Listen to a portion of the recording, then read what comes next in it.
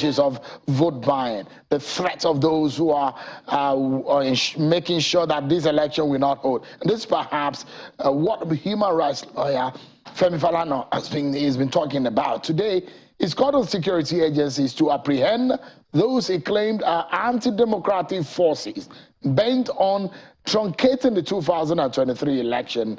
Mr. Falana has raised an alarm on today and based his argument on the series of attacks on the facilities of INEC. And listen to what Mr. Falana says. He says, unless the security forces are prepared to deal with the anti-democratic forces that are currently disrupting the democratic process, the 2023 general elections may be sabotaged to the detriment of democracy and political stability of the country. He's giving several reasons. He's even saying that about 40 places in Nigeria, elections might not hold because of security situation. He said, from what he gathered, about 40 local government areas in different parts of the country, which are firmly under the control of various armed gangs, including bandits, terrorists, and known and unknown government that may hinder the election being held in that region. Let's get talking about this, everyone. Some of these issues. Yesterday, we spoke to INEC. INEC was telling us and giving some facts on what has happened. Over the last four years, we're seeing almost 50 incidents attacking of INEC facilities. I'm being joined tonight on the program here in our Abuja studio by two gentlemen. Both of them were brothers in the same party, but of course tonight they are no longer in the same party. They are from different political parties. Daniel Bwala, a lawyer and one of the spokespersons of the PDP Presidential Campaign Organization. Thank you so much, Mr. Bwala, for joining us. Thank you for having me. And Mr. Yolowo is a political economist and a member of the APC. Thank you so much for coming tonight. Thank you for having me. Good evening. It's worrying, isn't it, that we're hearing today, as Mr. Falana will say, that said that there are possibility that this election is going to be sabotaged. Based on the activities of undemocratic forces. That's how he described it. Do you have the same fear? Yes. Thank you for having me, and good evening to your viewers. We hold the same view. As a matter of fact, when the local and international election observers called on the political party to come and express their expectations of them, I spoke on behalf of our party, and I think Festus Keyamo spoke on behalf of the APC shortly after mine. And we express this fear. But to whom lies the responsibility of ensuring that is a free and fair election? Is the governing party. The governing party is the party in power. The governing party is the party that, by virtue of the provision of Section 5, which is represented by the president, execute the provisions of the Constitution. And that includes the role of the Commander-in-Chief of the Armed Forces. I have absolute confidence in President Buhari's determination to ensure that he leaves a legacy of free and fair election. The fear I have is that President Buhari is a person, the presidency is an institution, but his party is the association that the premise upon which the president acts. On our own part, as People's Democratic Party, when we look at our pattern, right, we have seen insecurity in virtually every part of the country. Yes, we cannot say all the insecurity situation in the country should be attributed to one party or the other.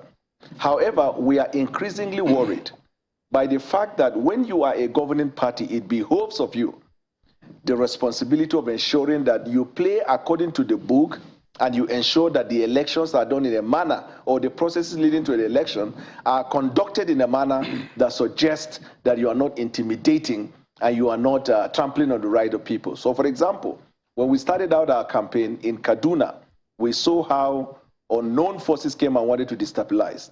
We have seen that in Borno State. Even when the Commissioner of Police was saying nothing happened, the IG overruled him and said, in fact, there was a violent situation. We have seen also, for example, even in Rivers, some of the members of our party were manhandled.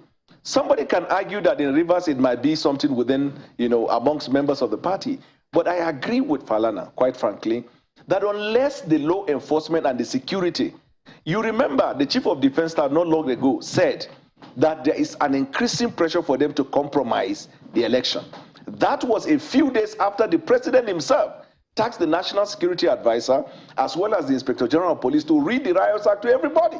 So it behoves on the president, whom I believe is determined, but he has to look beyond just the office of the president to the party and ensure that we do not see some of these things, because we have seen a video circulating, as I drove, we have seen a video circulating where the candidate of All Progressives Party, while addressing whether the caucus or inner meeting, whatever, made statements that are quite threatening, when he said, political powers are not served like a la carte. You have to rise, you have to fight it, and he used the word at all costs, grab it and run with it.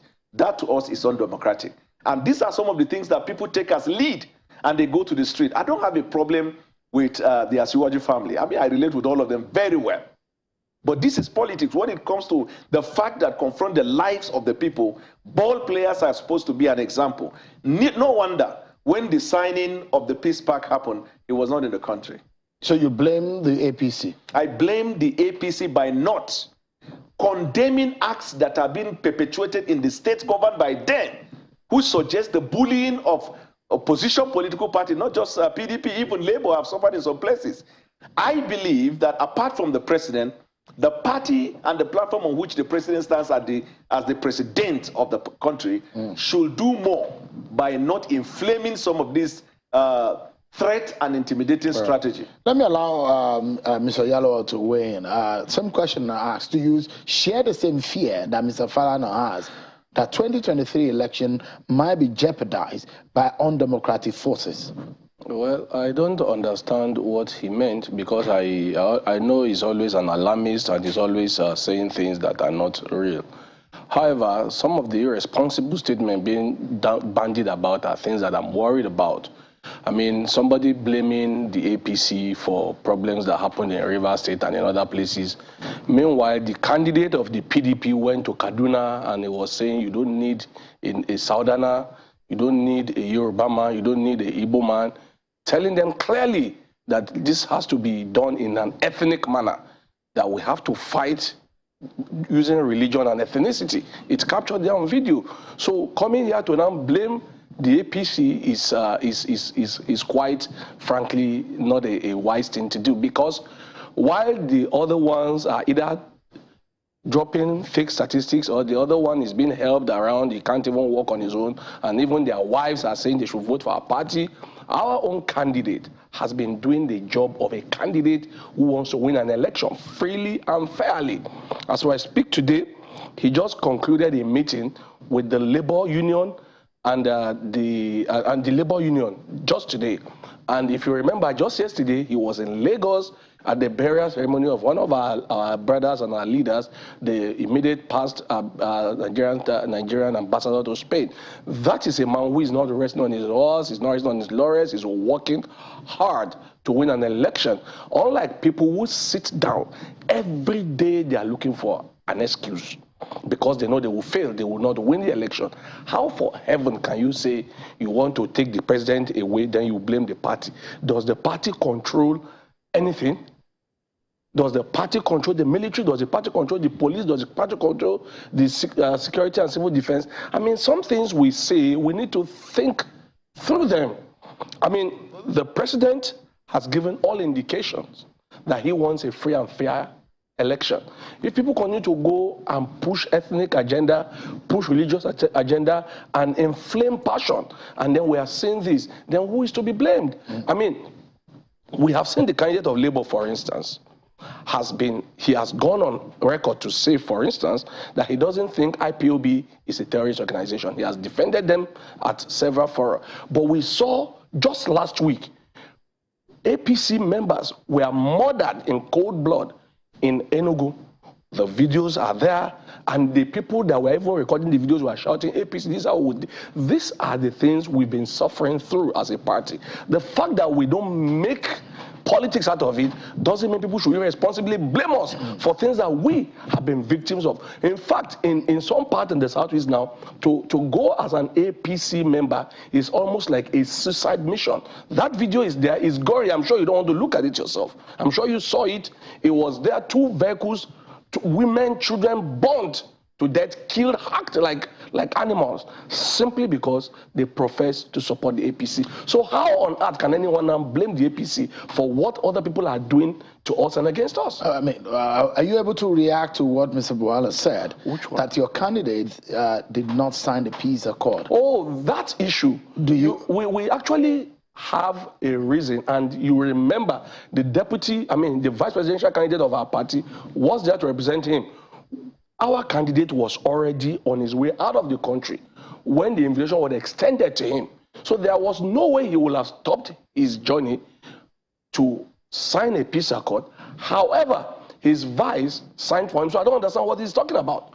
I don't understand. So, but there are times when you invite the owner of channels, Mr. John Momo, he doesn't have to necessarily go. Somebody who is very senior here can represent him, and you will say, Mr. John Momo was here represented by X, Y, and Z. So let us stop making an issue out of no issue. My candidate was informed of that accord at a very late hour when he already had a flight to another country. So as at that time, the VP candidate, running mate, had to start standing for him, and we were representing. So the question that perhaps that could have generated is whether or not there is a commitment of your candidate 100% to a peaceful conduct of the election. 100%. An election that we are sure we're going to win. Why wouldn't we want peace? So are you able also to react to what he said in respect of the video that have gone viral? But this is just a manner of English. If people decided to misunderstand and deliberately twist, I'm not here to defend that. The candidate said power is not Abdalakat. You must fight for it. How does it mean fight for it? Fight for it means go to every nook and cranny. Say what you need to say, the right things, push the right buttons, speak with people, and that is what he has been doing. So for someone to now deliberately, English is a very simple language that we all can deliberately misrepresent and misdirect if we want to. So I am not here to come and help people correct English if they deliberately want to misrepresent simple facts. So some of the issues that were raised also at the meeting with INEC and the stakeholders is the issue of vote buying. Right. And we had a conversation yesterday with a Senator Bukuchua, who said the policy of the CBN had a tendency to be political in nature because of the timing. Senator Seriaki Dixon also have the same view, that the CBN policy seems to be a policy that has been tainted or seen to be political in nature. And when you hear those stakeholders talking about vote buying, what comes to your mind as a player within the political scene, especially because you are in the opposition? I have even heard that, words in the street that there is every possibility that the redesign of the Naira, since the CBN governor is a documented member of the governing party, in fact, he wanted to run for presidency, that the money could have been made available for the governing party long before it is made available to the public. But I am not in that position where I put a stronghold on something that cannot be substantiated. But let me tell you something. I wish that the video of what Asiwaju said is played to the Nigerian people so you can hear what he said, the tone of his voice, and the choice of word when he said at all cost. I know we probably don't know English, but we know what at all cost means. And sometimes when you see somebody talking, you will be able to understand the emphasis and the strength given to that. That's number one. Number two, this crisis we're talking about that is being perpetuated in different parts of the country are mostly in states governed by the All Progressives Congress. I cited an example to you. I'm a realist. I cited an example of Borno, of Kaduna, and places like that. And I need to say, and that is not to in any way suggest or defend what happened in the East. Long before now, in the East, the IPOB activities, they've been murdering people across board, not necessarily any member of any political party. But we condemn in the strongest time if it is done to the members of All Progressives Congress. However, the point I'm saying, and it bears repeating, when he said, why am I extricating the president from the party? It's because they extricated the president from the party, even in their manifesto. They tried to give the impression that, Asiwaju has said it even in London. When he was asked a question about continuity, he said, I am President Buhari is President Buhari. I am Asiwaju Bola Ahmed Tinubu. So if you separate him from your party and your candidacy, it's important for us to state that President Buhari meant well. He wants to leave a legacy, and Joe Biden even said it, he wants to leave a legacy. However, if what we are saying is a mere conjecture, the point I want to ask, and that will raise the case, why is it that it is the president who called the National Security Advisor and the Inspector General of Police and asked them to address the nation and promise that they will ensure that members of other political parties are not dealt with in states governed by the party? It's a fact in the news. You want me to respond? Absolutely. This is no longer funny. I actually thought it was a joke, but this is becoming a very serious, debilitating matter. I mean, when Ashwaju said, I am Ashwaju, it was a clear issue. That is not to say Ashwaju is the APC. If Buhari is Buhari, Ashwaju is Ashwaju, they are not the same. They are two different individuals. So how does that mean we are extricating him from the party? I mean, for heaven's sake, let's not take politics to this point. Honestly, it is saddening, it is painful to see this kind of dropping from the sky because you are doing opposition politics. The question that was asked him then was about continuity, and I mean, was a specific question on continuity, and he said, yes, they're two different individuals, but if you remember, the follow-up was that everything the Buhari administration has done, it will build on the strong legacy, and wherever there are mistakes, it will be corrected. That is not an extrication. It's a case of, yes, we are two different people, we may do things in different ways, but wherever he got it right, we will continue. And wherever he did not get it too right, it can be corrected. And that is normal. So how is that extrication? So for heaven's sake, APC is not in power in terms of, it's not the presidency. APC is in power as a party, but the president is the one who make decisions. So for you to say the president is saying the army, the police must promise Nigerians, it means the party that puts him there, under which banner he is sitting there, is committed to a free and fair election. And you will see that by the signing into law of the former, what you will call the electoral, whatever it was, that was corrected, so that we can have a much more fair election, so that Nigerians will have a transparent system that works. So if you say the APC... So you said in the beginning that you do not believe in what Mr. Falana said. You think that he's... No, he's always crying. But on this point, you don't think that is any... There are issues. There will always be issues. There will always be issues. See, there is no country in this world that does not have issues they are dealing with. The fact that there are issues is not enough to... I mean, he said 40... about 40 local government areas. Can he list this 40 local government? For heaven's sake, let's stop overheating the polity. There are challenges. But even the Birnin Gwari that is the hottest in Kaduna State, our candidate went there in the night last week, drove there by road and came out. It tells you that we are determined to go to any length, no matter what it takes, to make sure that there is peace. We're due for a break, but I would like Mr. Bola to respond quickly. It really speaks volumes when Asiwaju Bola Ahmed Tinubu went by night in the terrain that is considered as the hotbed in the Northwest. And for people who know, it speaks volumes that he not only went in the daytime, but he went at night. The same place where Governor Rufai said that was where the bandits were camping and they wanted to take over Kaduna. It speaks volumes. Let's go on break. We'll come back. All right.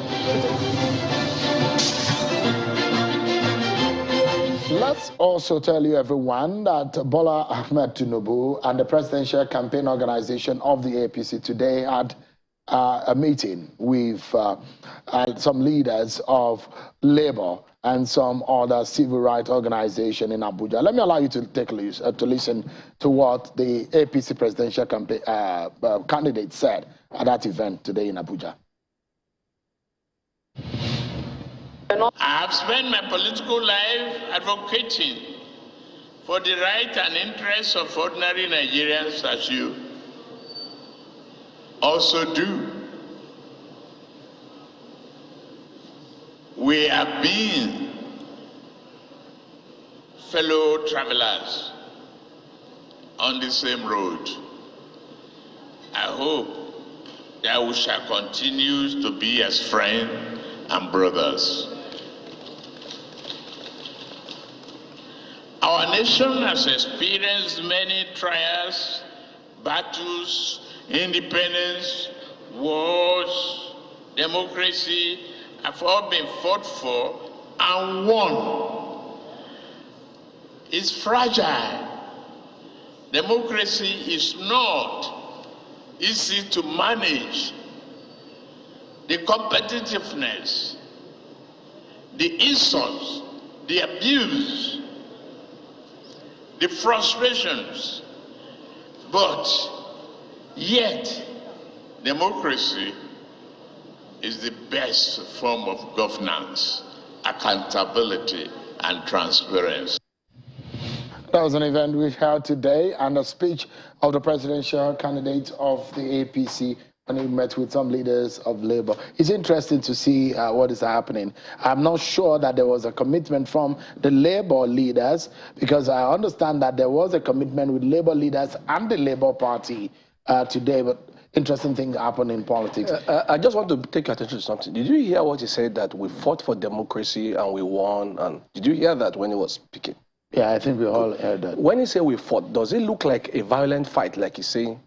He was one of the arrowheads of Nadeco then. So when he used the word fight, I don't know why my friend and brother here is linking it to something violent. When we talk about fight in democracy, it's about your ability to convince people, to make people see what is right from what is wrong. When he fought for democracy then, he didn't carry a gun, he didn't shoot a bullet, he was not holding an arrow or a knife. He fought for democracy with intellect, with superior logic. So that was what he was saying in that video, that the PDP and all their people decided to misrepresent. So let me tell you, turn it into a battle of arrow and bow. He fought for democracy, and now he's fighting democracy. I'm sure you see how they are unleashing mayhem on the free press, fighting journalists, because the journalists said you can even choose the television house of your choice, but produce the candidate and let him answer questions. So you fought for democracy and you are now fighting democracy. Secondly, you see, the word we fought for democracy in this context is perfect. What he said is we struggled. In that video, and Shewun, unless that video is played another day, let the Nigerian people judge for themselves. What he was inferring in that meeting, can somebody interpret what at all costs means? When he said it is not served like an a la carte, you have to rise, you have to take it, you have to fight it, you grab it and run with it at all costs. And then we begin to see the effect in different parts of the country. Now, I said the best case against them is that the president admitted that there are crises and intimidation of the opposition in various states. And he asked the NSA and the IG of police to tell the Nigerian people they will not tolerate that. The president. This is going to be an point where we anchor. We need to anchor on this.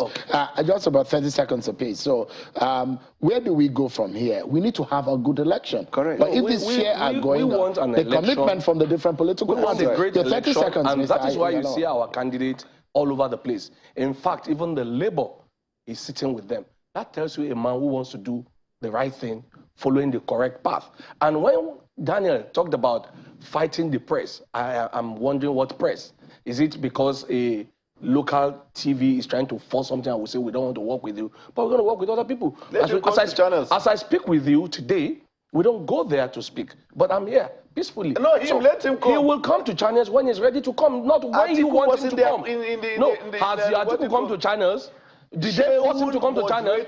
No. Atiku came to channels when he wanted to come to channel. Abeg, Baba, come to channel. Don't worry, Baba will come. Or even go to TVC. You don't have to beg him or force him. He will come to channel. Mr. Boala, just your 30 seconds. Let's hear my 30 seconds. Quite frankly, we want a free press. We want democratic ideals. We want free and fair election. We don't want this threat to life and the killing of people. There will be an end to election, and then we'll go into governance. This thing is not by all means. Thank you so much, gentlemen. Please, could you shake hands? Because Daniel is saying it's not about that. Elections. He has to take me to Atiku's house to collect whatever makes it to be speaking for Atiku. I've told you. Thank you so much, gentlemen. And that's our show for today.